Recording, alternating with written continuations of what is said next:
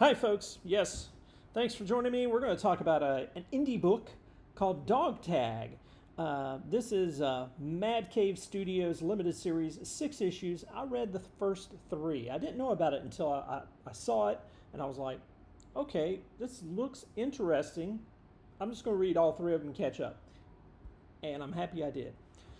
Spoiler there. So basically, the concept is that this is a World War II story. Now, comics, they're often dominated by high octane frontline heroism, relentless firefights, and epic battlefield set pieces. Okay, that's usually what you get in a World War II comic. Mad Cave's Dog Tag is radically different. Let me tell you, it really was unexpected on my part. It's written by Mark Russell, and the artwork is by P.J. Holden. The series follows Corporal Tom Fuller. It's basically his story during this whole 6-issue run, and it covers the last year of World War II.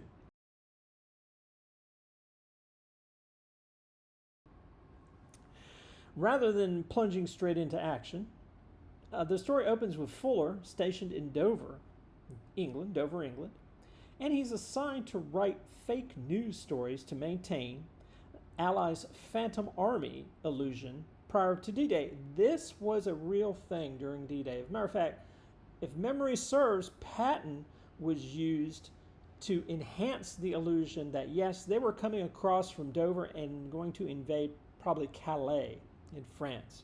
And the Germans were kind of sucked into that a little bit. They really had held units back to cover Calais. Now, why is this a limited series? It's structured that way because it follows a tight, deliberate historical timeline. It charts Fuller's path from the deception operation in Dover through Normandy and leading up to the surrender of Japan. It's a limited run, so it ensures you're going to have a focused, character-driven narrative with a clear thematic beginning, middle, and end. And rather than just some sort of endless serialized war saga like, I don't know, like The Unknown Soldier from DC, okay, or something like that. So my initial impressions of the book. First issue. When I started reading it,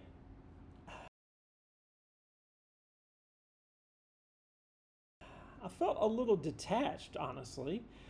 The early pages basically present him as a main character who feels largely passive. Just things are happening to him. He doesn't really make things happen, okay? And he's a frustrated bystander yearning to witness the real war while stuck blowing up inflatable tanks and typing out Allied propaganda.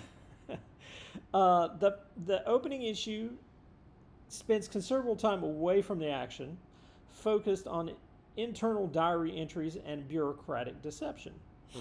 Even the artist, his line art, leans into classic structured figure work where characters share similar, your square-jawed, stoic postures, and it made the art feel kind of standard. I mean, it was good. It was just kind of like, okay, this serves the story, basically.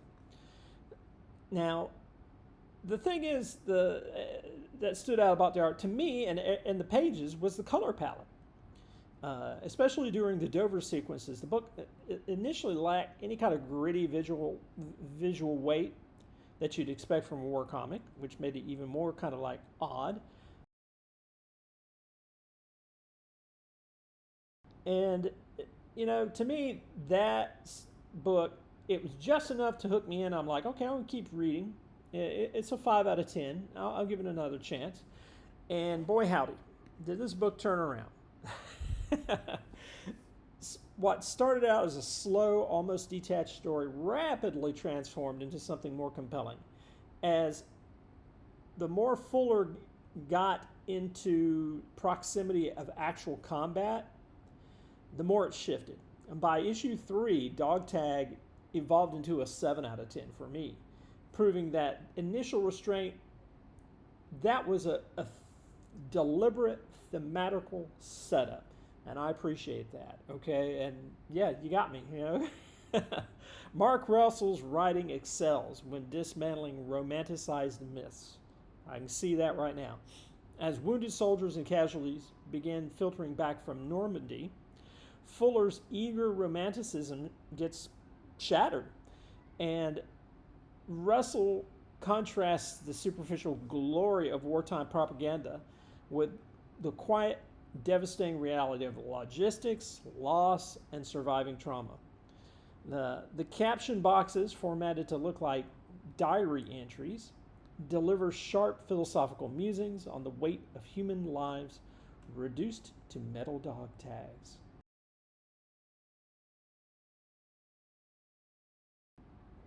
So an art team, I got to hand it to him. Holden uses subtle shifts in facial expressions to convey our main character Fuller's rapid aging and loss of innocence.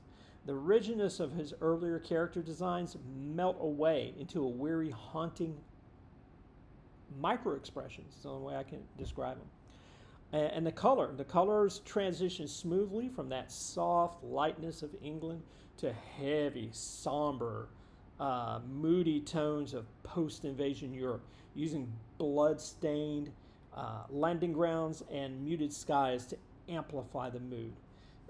So I gotta say, I'm very impressed so far. I'm here for the whole series. While Dog Tag might test your patience in the opening act, stick with it. Okay? By issue 3, the creative team is hitting its stride. It's turning what seemed like a routine history lesson into a deeply moving, intellectual, sharp meditation on truth, propaganda, and the human cost. I was moved by issue 3. And so I'm very happy I stuck around. And hey, 3 more? Like I said, I'm here for it. So far, 7 out of 10. Thanks for watching, folks. Give Dog Tag a try. Like I said, this is from Mad Cave Studios. Go put it in your subscription box. Go to your local comic shop, request it. It's worth a read. Thanks for watching. Check out my other videos, like and subscribe, and we'll catch you again soon. Take care.